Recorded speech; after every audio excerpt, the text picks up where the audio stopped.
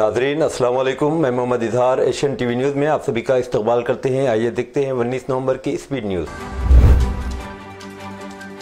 तेलंगाना के chief minister Revanth Reddy ने अनजानी वज़ीर आज़म इंदिरा गांधी को उनके यौम पैदाइश पर ज़बरदस्त खराज अक़ीदत पेश किया और कहा कि वो अवामी हुकूमत के लिए तहरीक थी।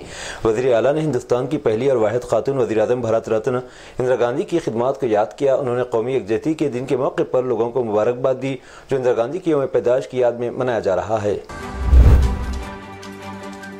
शहर की झीलों की हिफाजत और पानी के मेयार को बेहतर बनाने के लिए Hyderabad disaster response and assist authority हेडा और तेलंगाना पोल्यूशन कंट्रोल बोर्ड ने मिलकर काम करना शुरू कर दिया है। हैदराबाद की झीलें जो कभी शहर की खूबसूरती और माहौलियाती तवाज़ुन का हिस्सा थी, अब तेज़ी से शहरी तरक्की और आलूदगी का शिकार हो रही। झीलों को दरपेश बड़े मसाइल ये हैं। कारखानों से निकलने वाले बगैर इलाजशुदा फुजले ने पानी को आलूदा कर दिया है। बगैर साफ किए हुए गंदे पानी के अखराज झीलों के मेयार को ख़राब कर रहा। तामीराती कचरे को लेकर झील के किनारों पर फेंकने से सूरत हाल मज़ीद बिगड़ गई है। हैड्रा और TGPCB के अफसरान ने एक इजलास में झीलों की बहाली के लिए तफसीली मनसूबा पेश किया। BRS के वर्किंग प्रेसिडेंट KT रामाराव ने पीर की रात दिल्ली से हैदराबाद आने वाली इंडिगो की परवाज़ में गैर मुतवक्किल और खुशगवार वाक़या पेश आया। दिल्ली में एक मसरूफ़ दिन के बाद वो हैदराबाद वापस आ रहे थे जब इन्हें फ़्लाइट के पायलट कैप्टन धीरज श्रीपल्ली जो विशाखापट्टनम के रहने वाले की तरफ से एक हाथ से लिखा हुआ नोट दिया गया जो सीनियर लीडर और हरकियाती क़यादत के लिए बहुत ही हौसला अफजा और खुशआइन था। ख़त में कैप्टन धीरज ने रामाराव के लिए गहरी तारीफ़ का इजहार किया और इन्हें बेहतरीन रहनुमाओं में से एक करार दिया और KTR के साथ सफ़र को एक एजाज़ करार दिया। इस मौके पर KTR ने एक्स पर कैप्टन का शुक्रिया अदा किया। Telangana state public service commission के ग्रुप 3 सर्विसेज के लिए होने वाले भर्ती इम्तिहान में हैरत अंगेज़ तौर पर तकरीबन 50% उम्मीदवारों ने इम्तिहान में शिरकत नहीं की। ये इम्तिहान रियासत भर में इतवार और पीर को मुनाकिद किया गया था। टोटल 5,36,400 उम्मीदवारों ने इस इम्तिहान के लिए रजिस्ट्रेशन करवाई थी, जिनमें से सिर्फ 2,69,483 उम्मीदवार 50.24% ने पीर को होने वाले पेपर 3 में शिरकत की। कम हाजिरी पर उम्मीदवारों और हुकाम ने मुख्तलिफ वजूहात पर सवालात उठाए हैं। चीफ मिनिस्टर रेवंत रेड्डी ने कहा कि तेलंगाना BJP के सरबराह जी किशन रेड्डी ने गुजरात के साबरमती रिवर फ्रंट प्रोजेक्ट की सताइश की थी, जिसके लिए 50,000 लोगों को बेदखल किया गया था, लेकिन वो तेलंगाना में मूसी रिवर फ्रंट प्रोजेक्ट की मुखालिफत कर रहे हैं। उन्होंने कहा कि किशन रेड्डी अपने गुजरात के आखाओं के गुलाम और तेलंगाना के दुश्मन बन गए हैं, जिस तरह एकनाथ शिंदे और अजीत पवार महाराष्ट्र के दुश्मन बन चुके हैं। चीफ मिनिस्टर ने कहा कि गंगा और साबरमती नदियों की सफाई किशन रेड्डी के लिए एक बड़ी कामयाबी थी और ऐलान किया कि BJP के कायदीन चाहे कुछ भी करें, हुकूमत मूसा नदी को साफ और तरक्की देकर रहेगी। चीफ मिनिस्टर ने कहा कि अगर मुल्क के अवाम को कांग्रेस मॉडल का पता चल जाएगा तो गुजरात मॉडल नाकाम हो जाएगा। चीफ मिनिस्टर रेवंत रेड्डी के दौरा हनमकुंडे के पेश नज़र पुलिस ने मंगल की सुबह से तेलंगाना कारकुनों BRS और लंबाड़ा के हकूक़ के कायदीन को हिरासत में लेना शुरू कर दिया है। इत्तलात के मुताबिक वज़ीर आला के दौरे के दौरान एहतियाती तौर पर पुलिस ने कई रहनुमाओं और कारकुनों को हिरासत में लेकर काकतिया यूनिवर्सिटी, हनमकुंडा और नमूमला पुलिस स्टेशन मुंतकिल कर दिया है। कई सरकर्दा शख्सियात और अपोजिशन लीडरान पुलिस की कार्रवाई पर तनकीद कर रहे हैं और इसे जमहूरियत की असल रूह के खिलाफ कार्रवाई करार दे रहे हैं। इनका कहना था कि कालूजी नारायण राव की तौहीन है, जिन्होंने जमहूरियत और अवाम के हुकूक के लिए जद्दोजहद की। हैदराबाद के नागोल इलाके के धनलक्ष्मी नगर में वाक़ई चंडी मंदिर में एक मुस्लिम शख्स के दाखिले पर अयप्पा के भक्तों ने शदीद एहतजाज किया। इस पर मंदिर में नमाज अदा करने का इल्ज़ाम आयद करते पकड़ लिया, पुलिस के हवाले कर दिया। मंदिर में पूजा के लिए जमा होने वाले अयप्पा के भक्तों ने कहा कि मुस्लिम शख्स अयप्पा का माला पहने हुए एक और शख्स के साथ मंदिर में दाखिल हुआ। उन्होंने शब्बा जाहिर किया कि माला पहने वाला शख्स भी किसी और मजहब से ताल्लुक़ रखता है, जिसने मुस्लिम शख्स को मंदिर में अपने साथ लाया। इस वाक़े पर भक्तों ने पुलिस को तलब कर लिया और पुलिस ने मुस्लिम शख्स उसको मंदिर में लाने वाले शख्स को पूछताछ के लिए पुलिस स्टेशन मुंतकिल कर दिए। अयप्पा के भक्तों ने इस वाक़े के हवाले से पुलिस में शिकायत दर्ज करवाई और पुलिस इस मामले की तहकीकात कर रही है कि आया शख्स वो मुस्लिम है या नहीं। अगर मुस्लिम है तो इसने किस मकसद के तहत मंदिर में दाखिल हुआ। पुराने शहर के अवाम के बारे में आंध्र प्रदेश के नायब वज़ीर आला पवन कल्याण के तबसरे पर हंगामा आने के बाद यहाँ अदाकार से सियासतदान बने पवन कल्याण के खिलाफ शिकायत दर्ज कराई गई। एक पोस्ट में MIM के कारकुन ने पवन कल्याण के तबसरों पर एक मीडिया रिपोर्ट को टैग करते हुए हैदराबाद के पुलिस कमिश्नर CV आनंद से अदाकार सियासतदान बने पवन कल्याण के खिलाफ मुकदमा दर्ज करने की दरख्वास्त की। ये इल्ज़ाम लगाते हुए कि रिमार्क से हैदराबाद के बाशिंदों खासतौर पर पुराने शहर के रहने वालों की तौहीन हुई है। पवन कल्याण ने यह बयानात इतवार को महाराष्ट्र में एक इंतखाबी रैली के दौरान सनातन धर्म की अहमियत को उजागर करते हुए कहे थे। तेलंगाना के निजामाबाद म्युनिसिपल कॉर्पोरेशन के मेयर डिंडो नीतुकरन के शौहर डी शेखर पर एक ऑटो ड्राइवर ने लोहे की राड से हमला कर दिया, जिसके नतीजे में शदीद जख्मी हो गए। ये वाकया नागारा में एक मकामी कॉर्पोरेटर के दफ्तर के सामने शाम के वक्त पेश आया। इत्तलात के मुताबिक ऑटो ड्राइवर की अराजी पर मुबैना तौर पर डी शेखर ने कई सालों से गैर कानूनी कब्जा किया हुआ था। वीडियो में ऑटो ड्राइवर ने मजीद इल्जाम लगाया कि शेखर ने जमीन का कब्जा छोड़ने के लिए 2 लाख रुपये रिश्वत तलब की थी, जो अदा करने के काबिल नहीं था। उन्होंने कहा कि 12 दरखास्तों के बावजूद शेखर उसके लोग मुलाकात के लिए तैयार नहीं हुए, जिसके नतीजे में इश्तियाल में आकर शेखर पर हमला कर दिया। सर्कल इंस्पेक्टर ने इस मामले पर फिलहाल किसी भी किस्म की मालूमात फराहम करने से इनकार किया है।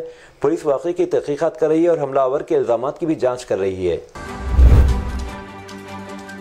एक दिल दहला देने वाले वाक़े में 13 साला लड़का शेख मतीन आज सुबह पतंगबाजी के दौरान हाई वोल्टेज तार से करंट लगने के सबब मौके पर ही जाँ बहक हो गया। यह अफसोसनाक हादसा हल्के असम्बली बोधन के एटपल्ली मंडल के मौजे करनापल्ली में पेश आया। तफसीलात के मुताबिक शेख मतीन, जो करनापल्ली गवर्नमेंट स्कूल में 6ठी जमात का तालिब था, पतंग निकालने की कोशिश में एक दरख्त पर चढ़ गया। बदकिस्मती से दरख्त की शाखें हाई वोल्टेज तारों से टकरा गईं, जिसके नतीजे में वो करंट की जद में आ गया और मौके पर ही दम तोड़ दिया। शेख मतीन की मौत से इसकी वालदा सैयदा बेगम गहरे सदमे से 2 चार हो गई। उन्होंने जज्बाती तौर पर कहा कि इनका बेटा इन्हें तन्हा छोड़ गया। इनकी आंखों के गम के आंसू रुकने का नाम नहीं ले रहे थे। इन नाशगवार वाक़े के बाद करनापल्ली गांव में गम की लहर दौड़ गई। गांव के लोगों ने महकमे बरक़ी के अहदेदारों पर लापरवाही का इल्ज़ाम लगाया और कहा कि हाई वोल्टेज लाइन के करीब दरख्त की शाखों को वक्त पर ना काटने की वजह से यह हादसा पेश आया। तेलंगाना के खम्मम जिले के एमवी पालम गांव से ताल्लुक़ रखने वाली 4 साला प्रहार्शिका विनोद और लावण्या की इकलौती बेटी थी। पीर के दिन जब लावण्या ग्रुप 3 का इम्तिहान लिखने गई थी, प्रहार्शिका अपने दादा और दादी के साथ खेल रही थी। दोपहर के वक्त जब माँ इम्तिहान देकर घर लौटी तो बच्ची अपने माँ को देखते ही खुशी से भागते हुए माँ से मिलने आ रही थी कि दरमियान में नीचे गिर गई। इसे फौरी तौर पर करीबी RMP डॉक्टर के पास ले जाया गया, जहाँ इब्तदाई तिब्बी इमदाद फराहम की गई, लेकिन तबीयत ना संभलने पर इसे खम्मम के खांगी अस्पताल मुंतकिल किया गया। हॉस्पिटल पहुँचने पर डॉक्टरों ने महीने के बाद अफसोसनाक खबर दी कि बच्ची पहले ही इंतकाल कर चुकी थी। वालिदैन इस अचानक सानिया पर गम से निढाल हो गए। डॉक्टरों का शुबा है कि प्रहार्शिका की मौत दिल के दौरे की वजह से हुई। ये वाकया न सिर्फ खानदान बल्कि पूरे गांव के लिए इंतहाई अफसोसनाक था और ये बचपन में दिल की बीमारियों की गैर मुतवक्के खतरात की तवज्जो दिलाता है। बंजारा हिल्स हैदराबाद में एक तेज रफ्तार कार हादसे का शिकार हो गई। मंगल की सुबह यह गाड़ी, जिसे IT मुलाजिमीन के लिए टैक्सी सर्विसेज के तौर पर इस्तेमाल किया जा रहा था, बंजारा हिल्स के रोड नंबर 3 पर मंजुला ज्वेलर्स के करीब पेश आया। ड्राइवर ने तेज रफ्तारी से गाड़ी चलाते अपना कंट्रोल खो दिया, जिसकी वजह से कार डिवाइडर से टकरा गई और बिजली के खंभे से टकरा गई। खुशकिस्मती से ड्राइवर और अकेला मुसाफिर दोनों बाल बाल बच गए, हालांकि कार को काफी नुकसान पहुंचा। मंगल की सुबह केसरा में एक निजी स्कूल की बस के दरख्त से टकराने से मुतादिद तलबा जख्मी हो गए। ये वाकया सुबह 8 बजे के करीब इस वक्त पेश आया जब बस तलबा को लेने जा रही थी। रास्ते में ड्राइवर बस पर से कंट्रोल खो बैठा, एक दरख्त से टकरा गया। इत्तलात के मुताबिक हादसे के वक्त बस में तकरीबन 40 तलबा सवार थे। हादसे की तला मिलते ही मकामी अफराद और तलबा को बचाने के लिए पहुँच गए। वालिदैन मौके पर पहुँच गए। जख्मी तलबा को अस्पताल मुंतकिल किया गया, जहाँ इन्हें इब्तदाई तिब्बी इमदाद दी गई। पुलिस ने मौके पर पहुँचकर गाड़ी को थाने मुंतकिल कर दिया। पुलिस ने ड्राइवर को हिरासत में ले लिया। शहर के नवाही इलाके शंकरपल्ली में नामालूम अफराद एक घर में घुसकर भारी मकदार में तलाई और चांदी के जेवरात ले गए। पुलिस के मुताबिक चोरी की वारदात मकामी म्यूनिसिपल काउंसलर पी बालाकृष्णा के घर में हुई। काउंसलर की बेटी की शादी बुध को मुकर्रर थी और घर वालों ने घर में सोने चांदी के जेवरात रखे। पुलिस ने शिकायत पर मुकदमा दर्ज करके तफ्तीश शुरू कर दी है।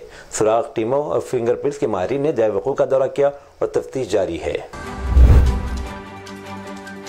भारतीय वज़ीर दिफा राजनाथ सिंह ने हैदराबाद में कोटी दीपोत्सव तकरीब के दौरान भारत की सकाफत के तहफ़्फ़ुज़ की अहमियत पर जोर दिया।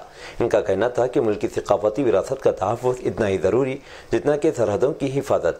राजनाथ सिंह ने कहा कि भारत सिर्फ एक सियासी मुल्क नहीं बल्कि एक सकाफती शिनाख्त है, जिसकी हज़ारों साल की तारीख़ है। अगर हम अपनी सकाफत को खो देंगे तो अपनी शिनाख्त भी खो देंगे। कांग्रेस ने साबिक़ वज़ीर-ए-आज़म इंदिरा गांधी को उनके यौम पैदाइश पर मंगल को राहुल गांधी के साथ ज़बरदस्त ख़राज अक़ीदत पेश करते हुए कहा कि इनकी दादी से उन्होंने सीखा है कि हकीकी ताकत कौमी मफाद के रास्ते पर बेखौफ होकर चलना है। इंदिरा गांधी, जिन्हें अक्सर आयरन लेडी ऑफ इंडिया कहा जाता है, 19 नवंबर 1917 को उत्तर प्रदेश के इलाहाबाद में पैदा हुई। कांग्रेस सदर मल्लिकार्जुन खड़गे और राहुल गांधी ने यहाँ इंदिरा गांधी को उनकी यादगार शक्ति स्थल पर फूल चढ़ाए।